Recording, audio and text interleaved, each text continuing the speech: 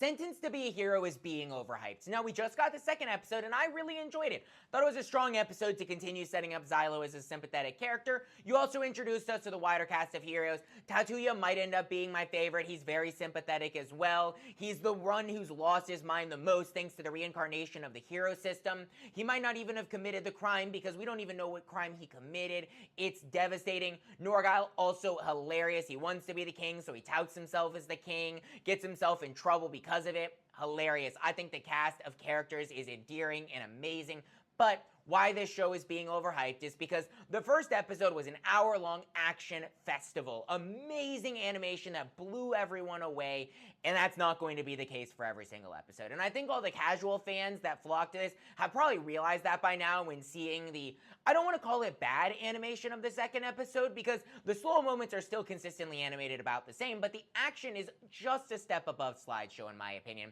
There are some really strong moments, but a lot of it is movement lines, and I'm not complaining about this. I've been watching anime for a while. I know that this is what action in anime sometimes looks like, especially as you get further into it, and I can't have some hopium saying, oh, well, I know that some episodes of anime get lower budgets when they're less important, and when we get into the more important episodes, like it seems like we're setting up to fight a Demon Lord next episode, they're going to give it more budget, and it's going to go back to that quality that was the first episode. I do just want to let people know, temper your expectations. Don't go in thinking that every episode is going to give your eyes an orgasm. That's just not the case.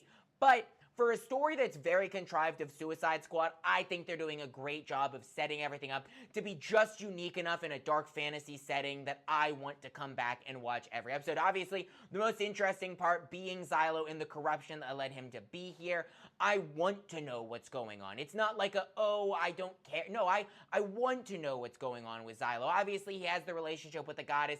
That does also scare me. I've heard some mixed things that maybe they get a little uncomfortable with some of the moments later on with her being a child. Like, that's yet to be seen. Hopefully we don't get to that. Hopefully they're lying. But overall, with what we've gotten so far, I think it's very strong. I really enjoy it.